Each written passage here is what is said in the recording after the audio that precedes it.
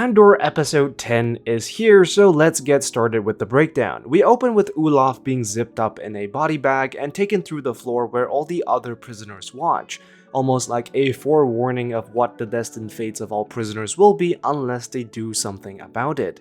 Cassian tells Kino that they have to escape tomorrow before the prison decides to increase the number of guards, telling Kino that the guards are afraid, which is why they decided to fry 100 men, referring to the incident on level 2.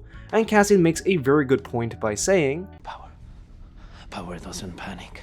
Which is an interesting take on what the Empire is, that for all the power the Empire possesses, they are still afraid of people rising up, which is why the guard fried those prisoners and why the Empire decided to implement legislation such as the PORD, because fundamentally the Empire is afraid.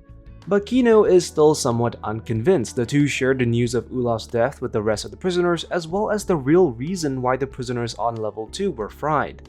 Back at the ISB HQ, things are unfolding as the rebel leader Anton Krieger takes the bait. Anton was of course first mentioned during Saw and Luthen's conversation, and listening to all this is Superintendent Young, and he puts forward a suggestion. Let's assume Krieger's watching. The least suspicious thing that we could do would be to take an interest. On the surface, this might not seem like much, but convincing Pendergast to follow standard Imperial procedure not only helps lower the suspicions of Anton's rebels, but also buys time for him to get word to Luthen and time for the rebels to act accordingly. So it's really just a clever way of manipulating the situation while staying under the radar. We get to see some Arbesh in the background, which translates to the Ring of Kafrene. Although I think that someone did spell the Arbesh wrongly, as it does spell ring as R-I-G-N instead of R-I-N-G. Down below it spells Thand, which is the name of the sector the Ring of Kafrene is located in. Back on Narkina 5, the prisoners all wake up, and it becomes clear that Kino is now committed to Cassian's escape plan. We cut to Ferrix and we see a group of people walking towards Marva's house. We then learn that Marva is apparently very sick and refusing to take her meds. We're also introduced to Jezzy and Dr. Mulmoy, and this could very well be a ruse. It should be noted that we have never met any of these people before, and they're not usually part of Andor's inner family circle like Bix or Brasso, so this could all very well be a ruse for the local rebels to meet. Cinta takes note of this in the distance, as well as this guy. This is Korf, one of the attendants under Deidre, and so this is likely him keeping an eye on any suspicious rebel activity. Mon Mothma meets with Davos Skulden, the criminal who might be able to help with hiding the financial movements of the rebels, and it's pretty clear that Mon Mothma really detests the guy. And the two sort of go on this dance to see who can uncover the other's true motives. Davo pokes fun at Mon Mothma's dysfunctional marriage by talking about Chandrillan marriage customs, and it's soon revealed that what he wants in return is to have an arranged marriage between Mon Mothma's daughter and his son, which seriously pisses off Mon Mothma. Most likely due to the fact that she was a victim of this tradition, which places her in this broken marriage with Perrin. What's also interesting is Davos' motivations. Now, we don't exactly get a blunt picture of what they are, but it's interesting to see how a man like Davo is so rich to the point that more money isn't interesting to him anymore. Instead, what he's most likely interested in is power, and a marriage between his son and a senator's daughter would do just that, placing him closer to the center of power that is Coruscant. And this whole conversation casts a lot of doubts as to whether Davos can even be trusted. Given how slimy his character is, it may very well be a mistake to trust him, as he could just as well turn around and rat her out to the Imperials. It's also important to note that Davos still doesn't actually know what the money's for. To him, Mon Mothma is probably just trying to siphon off some money for herself, when in reality it's actually for the rebellion, which is a secret, if learned, could be used to his own advantage. So it'll be curious to see where this leads. But it's also a lesson for Mon Mothma getting used to making dirty deals and engaging with these sort of characters if the rebellion is to grow and survive. Clea tells Luthen that the rebel informant wants a meeting and cautions him against it, but he goes anyways. Back at the prison, things are getting really tense. Cassian heads into the bathroom and we see what he is up to, attempting to cut the pipe and flood the floor to short-circuit the system. As the new prisoner is about to be introduced, the floor begins to flood and the suspense is built so well. Saul and Ham decide to cause a distraction and Cassian uses a pipe to jam the lift halfway. And chaos absolutely erupts as the prisoners begin chucking parts and tools at the Imperials, providing some cover for Cassian and the other prisoners to climb the lift. But unfortunately, during this commotion, Burnock gets shot. The Imperial tries to fry the floor, and it works partially, but the surge of electricity causes the whole thing to be short-circuited by the water. Unfortunately, Saul gets shot as well. But Cassian soon makes it up and incapacitates the two guards, the prisoners rush for the exit, and Cassian gains control of the sub-control room. Water begins to leak through onto another level, and the other prisoners proceed to help more prisoners break out. And as much as these scenes are exciting and filled with action, they're pretty emotional scenes as well, filled with desperation and hope. Cassian and Kino heads to the main control room and we see Melshi's skill with a blaster, something that we will get to see more of in Rogue One. At the main control room, the Imperials threaten to fry every floor, but Make the epicenter 5-2. Too late. You shouldn't be here. Cassian and Kino turn off the floor and kill the power. And in the background, you can actually see small movements of prisoners throughout the facility. And what is interesting is that for the most part, the prisoners are quite idle and confused, unsure about what to do next.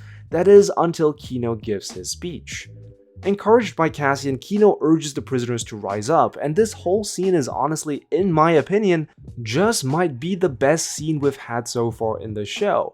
It perfectly encapsulates both Cassian and Kino fulfilling their character arcs. For the both of them, it's all about finding their courage to rise up against the Empire and against all odds.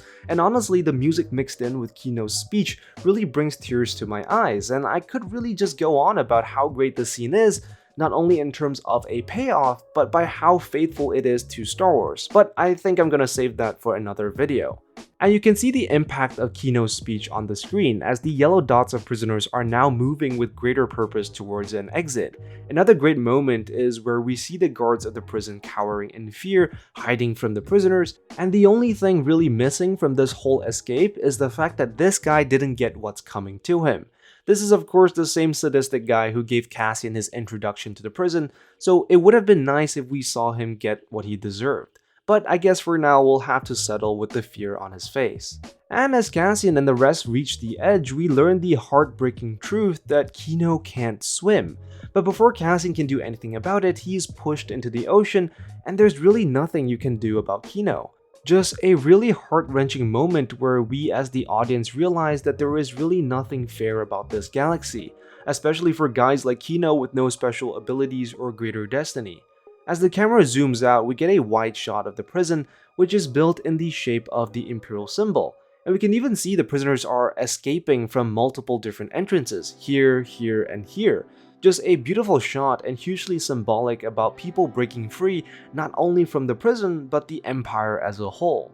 Back on Coruscant, we see Inspector Young make his way down towards the lower levels of the city, where we start to see a whole lot more aliens, which stands into sharp contrast to the upper levels where it's mostly human. Really just a reflection of the human supremacist policies of the Empire.